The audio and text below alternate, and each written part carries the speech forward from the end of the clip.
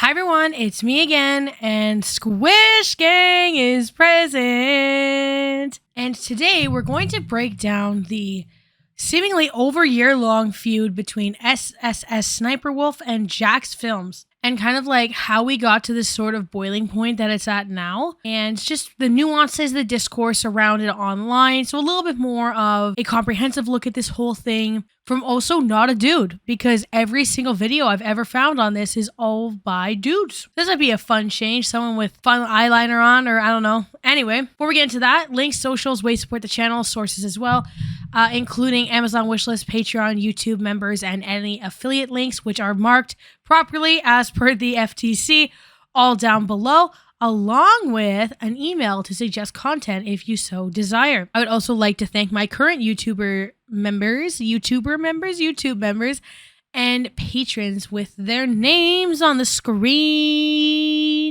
Quickly jumping in, we got 3 parts to the video. Part 1, how the feud began. Part 2, the discourse around kind of both sides and how this all came to be. And part 3, the escalation of the feud that has got me to make this video in the first place. Let's move in to part 1, how the feud began. So reaction content in general has been kind of controversial on YouTube since, more or less, since you've been able to monetize content. So essentially a decade or longer long kind of tension between all the parties involved. And as reaction videos became more low effort, commentary channels began to kind of come for the low effort nature of the content that was still able to be monetized on the platform. They were either creating parody, skits, or full-on exposed content. Think classic H3 Productions or iDubbbz content cop on Jinx. Or the Fine Bros one as well, actually. The push and pull between reactors and commentary channels has been happening now seemingly also for over a decade. If you want more details and my thoughts and analysis on sort of like how I feel about reaction content on the platform and what I feel makes the lines of content stealing versus kind of transforming the content through reaction, all that kind of stuff, I'll put in the description my video on the XQC and Ethan Klein debate on fair use, and also my video, a nuanced conversation on Amberlynn Reid, because I talk about the Amberlynn Reid reaction channels in that one as well. So Jacksfilms found that, in particular, the channel SSSniperwolf to be one of the most egregious content thieves on the platform. Because of this, he made his own parody reaction channel called Jacksfilms with the same sort of triple letter at the beginning.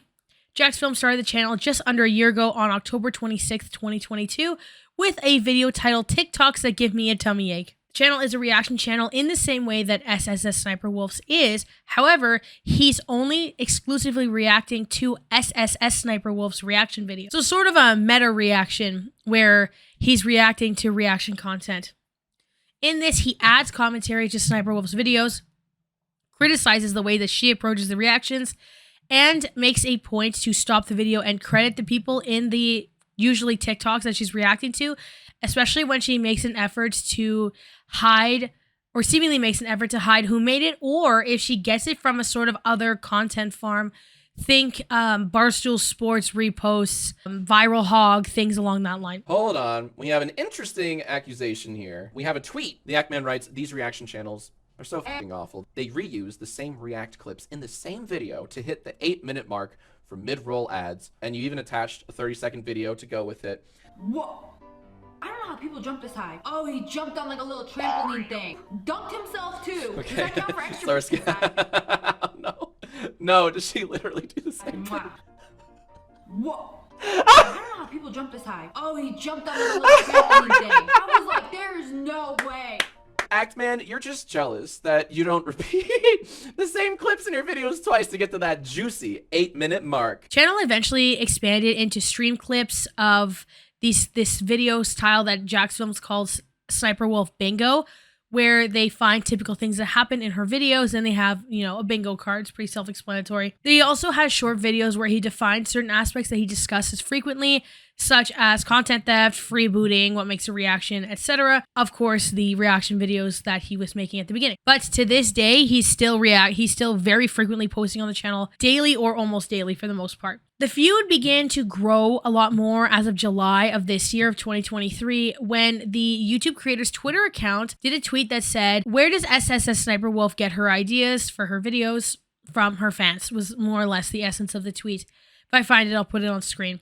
To which Jacksfilms quote tweeted with confusion, given that SSSniperwolf just farms content online, and was wondering why they were wanting to uplift such a creator like this, especially because they're very low effort, single take reaction videos with very little to no editing on the actual takes. With Jacksfilms quote tweeting this whole thing and calling into question the support of SSniperwolf, this kind of started an all-out Twitter war. At one point, SSniperwolf says that Mr. Beast, via the Mr. Beast Reacts channel, stole her reaction format and also called Jacksfilms a content thief for using her videos. Also, she called him bald. This started a full-fledged beef that's been ongoing ever since. And now we're going to kind of discuss the general nuance and discourse around this before we get into the most recent update on it. Jacksfilms also in August did an interview on the H3 podcast talking about the experience that he's had with SSniperwolf and how he feels about the whole ordeal. I'll put in the best couple clips of that here. I'll splice them in small pieces. So if you see any weird jump cuts or anything sped up or whatever, that's what that is. I wonder if the harassment clause is something you should be worried about, because I know that previously that has become a problem when people have hyper-focused on specific creators. Have you heard from YouTube? Are you worried about that? I've not heard from YouTube. I'm not terribly worried about it because what I do on that channel and on the main channel, the videos, like I really would not consider it harassment, bullying. Like she's the one who's pretty good at that. She's pretty good at the whole bullying people for their looks and all that stuff. There are loads of examples of that. But like I don't do that. Like when I stream, I don't talk about looks, appearances, none of that. My criticisms are purely on the content of her reactions. And I really strongly don't think that's harassment, that's bullying. It's not. It's just, like I said, the rabbit hole keeps getting deeper. That's how I continue. Like, that's how I'm able to keep making videos on that channel, because I do all of these, like, just live reacting to her reactions without having screened any of her videos. And throughout these streams, we just keep finding like worse stuff she's done. Like we're not going back in the archives of like all the years she's been doing this. We're looking at like yesterday's video. I was looking up like other like before I made my first main channel video on the whole SSniperwolf situation. I was looking at like videos other creators had made, you know, and half of them were just like hella misogynistic, and it's just like, stop that. Like that doesn't help your case. That just makes her case stronger. When you attack her for like, oh, people only watch her because she's a fucking chick, and it's like, shut the fuck up. That's not, like, I hate that because that's not true. And my whole argument is people don't even watch her channel for her. They watch it for the TikToks. And the proof is when she doesn't even react. Like literally she's not there and they like it. It has nothing to do with like, oh, I just love SSniperwolf's channel because, you know, she's a great reactor. I watch them for her. Absolutely not. So no, I'm not playing that game. So that's why I'm not terribly concerned about the whole harassment clause coming down on me. That's really good. Because one of my first reactions was because the same thing. I know that it's like the go home gamer girl thing.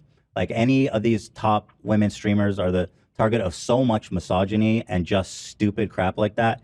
Yeah. But the way you're doing it is so the right way to do it.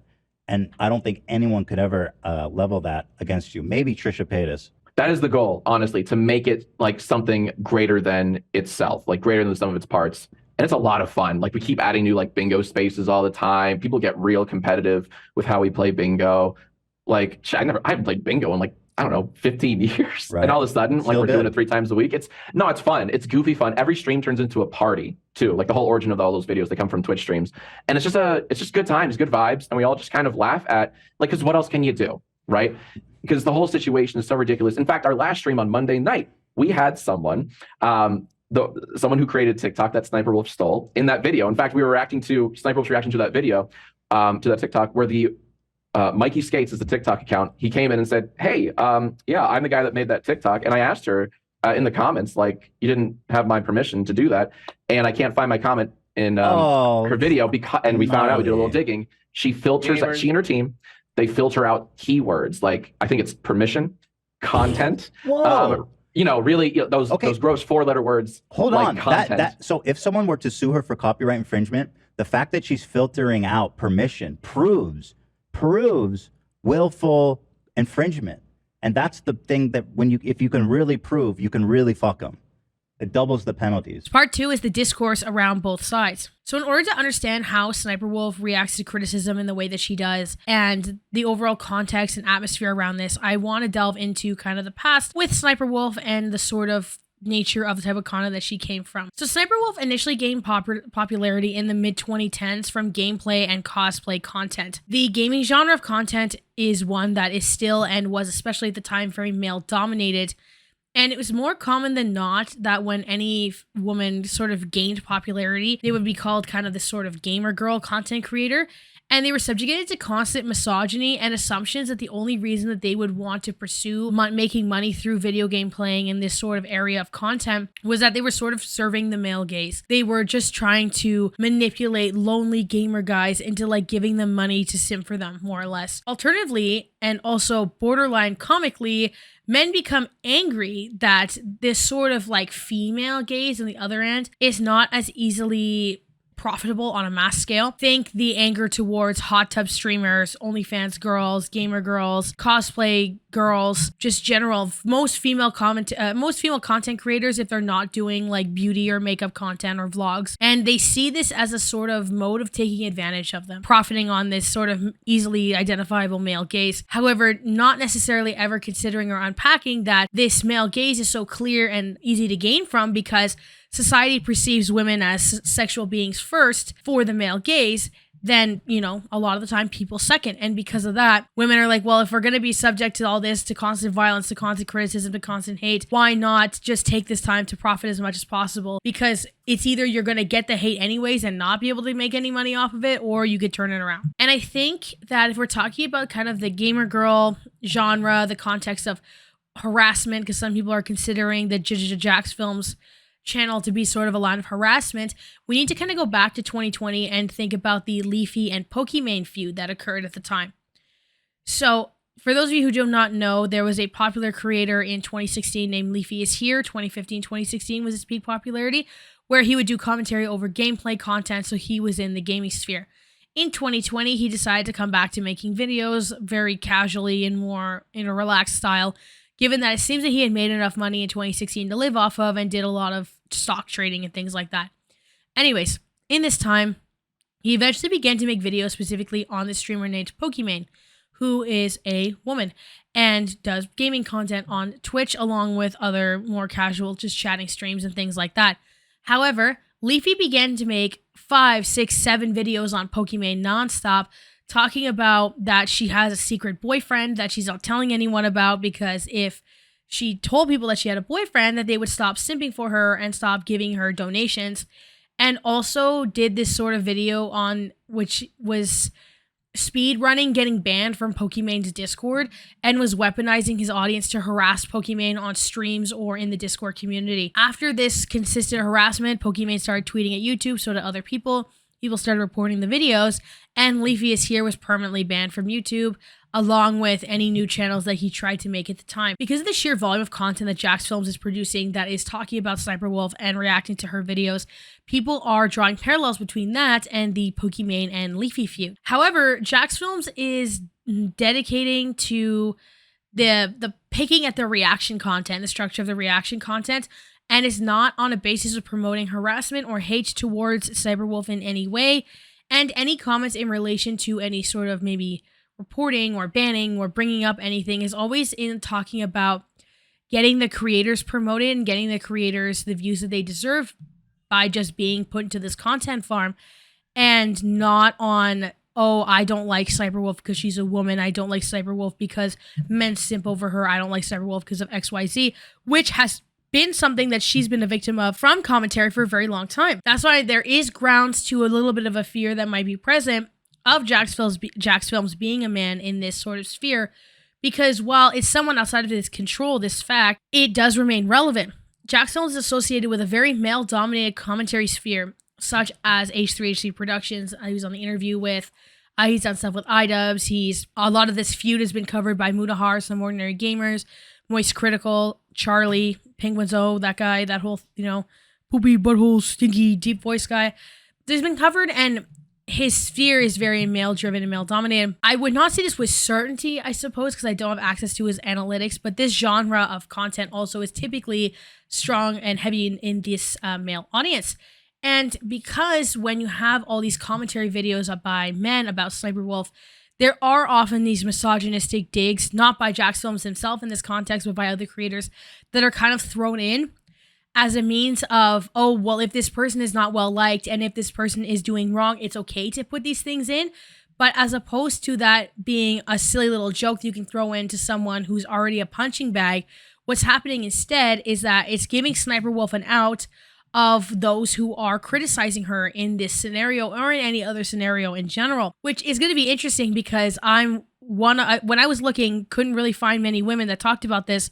So it'll be interesting to have someone who can be critical of her, because despite all of this, Sniperwolf uses it as an out, never takes accountability for anything, never fully addresses any criticism on her in any way, acts as if any sort of negative perception of her is a lie, anything that could be brought up that is negative in her light cannot be possible. And this sort of pre-existing dynamic of this male commentary is the only reason why she's ever criticized in the first place. And she'll quickly weaponize her audience and harass people through Twitter or Instagram or whatever, and will do any mental gymnastics to defend her sort of mindless, lazy content. If you want to call it not theft in general, because even then, it's arguably just something that it's just non-tent. It's just trash content.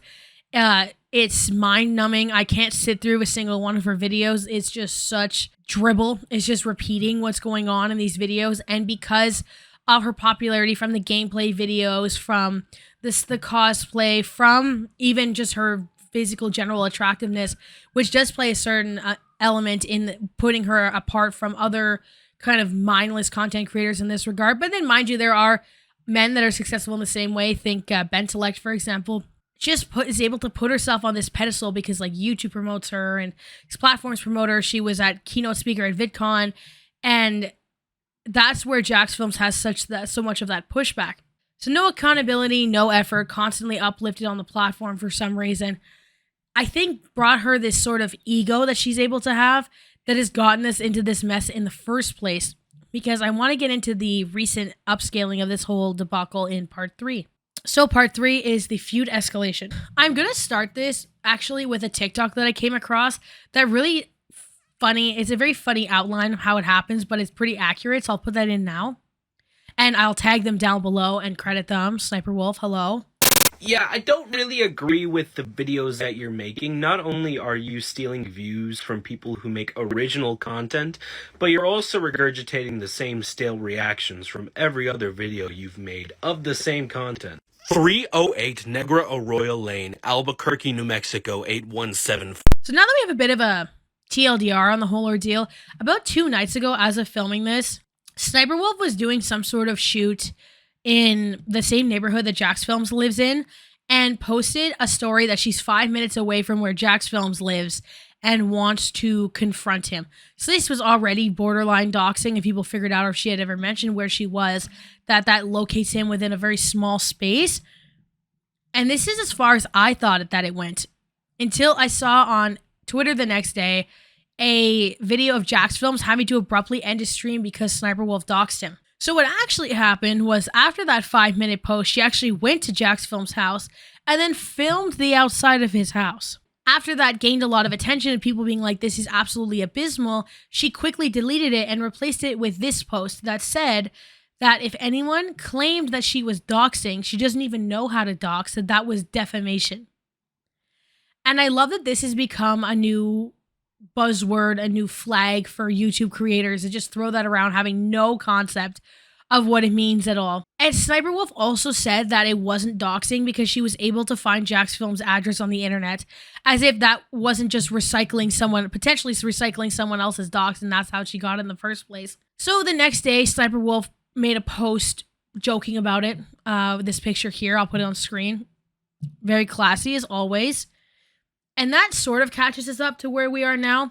Jacksfilms, about 18 hours ago, give or take, from filming this, made a video calling on YouTube to remove Sniperwolf for doxing him because of the grand scale of her audience and how she's been misusing her platform after she had already gotten a lot of issues with Jacksfilms in the past.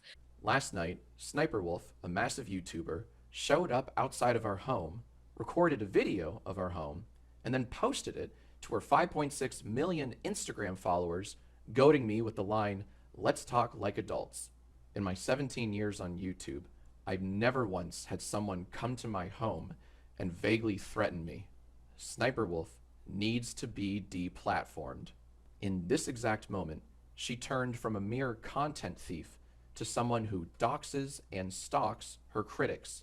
A lot of people that are making commentary videos, I watch Mudahars and Charlie's, Ordinary Gamer, and Penguin Zero. They talked about, well, Charlie in particular talked about how the big issue is that you're taking feuds from the internet and taking them into real life. And this is something that a lot of big content creators that are now like pretty universally hate have been criticized for time and time again. A big person who loved doing this, for example, was Keemstar. Keemstar would dox people, Keemstar would harass people, Keemstar would threaten people in their real life and always escalate everything beyond the internet, which caused for a lot of general fear from those that criticized him. And now that this story is kind of blowing up and a lot of big creators are making videos on it, as mentioned, and we'll see where this goes and I'll update if necessary. But I'm going to conclude the video here. In conclusion, doxing's bad, and filming someone's house, which clearly shows you what it looks like, not to mention you already mentioned where you were at before, is doxing. Anywho, links, sources, ways to support the channel, along with an email to suggest content all down below, along with any affiliate links, what's on my face, all that doodly doo-doo, and crediting the people that made videos that I've put into this video. So with that, I hope you have an amazing day wherever you are, and I'll see you when I see you. Bye! Did you know that if a French person had sleep apnea surgery, they'd never be able to speak French again because you need your uvula in order to say the French R sound, and they wouldn't have your uvula? You're telling me we can cure those poor people? Why are we not funding this?